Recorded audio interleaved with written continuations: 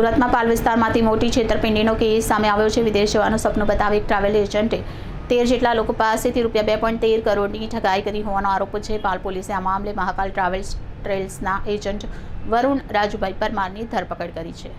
પાલ વિસ્તારમાં વિવિધ દેશોના વિઝા અપાવવાના નામે ₹2.13 કરોડ રૂપિયાની છેતરપિંડી કરવાનો મામલો સામે આવ્યો છે। પાલ પોલીસે આ કેસમાં ફરાર ટ્રાવેલ એજન્ટની ધરપકડ કરી છે।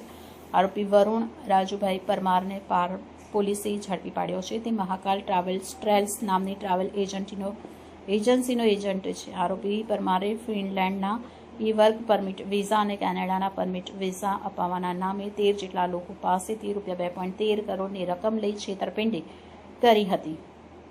ભોગ બનનારાઓએ પાલ પોલીસ મથકમાં ફરિયાદ નોંધાવતા પોલીસે ગુનો નોંધી તપાસ શરૂ કરી છે। તપાસ દરમિયાન પોલીસે ફરાર ચાલતા આરોપીને ઝડપી પાડી આગળની તપાસ હાથ ધરી છે।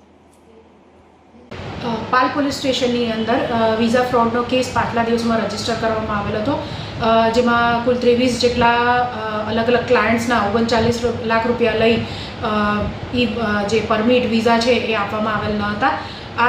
જેની અંદર અગાઉ એક આરોપીની ધરપકડ કરવામાં આવેલી હતી। આ ગુનાની તપાસ હાલ પાલ પોલીસ સ્ટેશનમાં ચાલુ છે।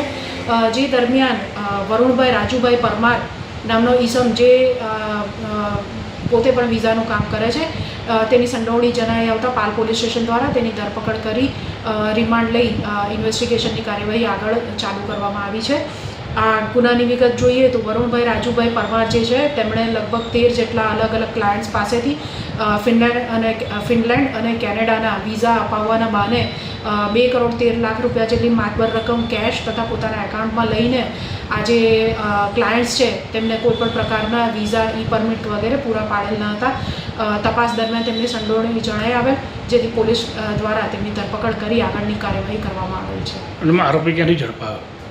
આરોપીને પોલીસ દ્વારા ટેકનિકલ સર્વેલન્સ અને એના આધારે પોતાના જે નાસ્તો ફરતો હતો ત્યાંથી ઝડપી પાડવામાં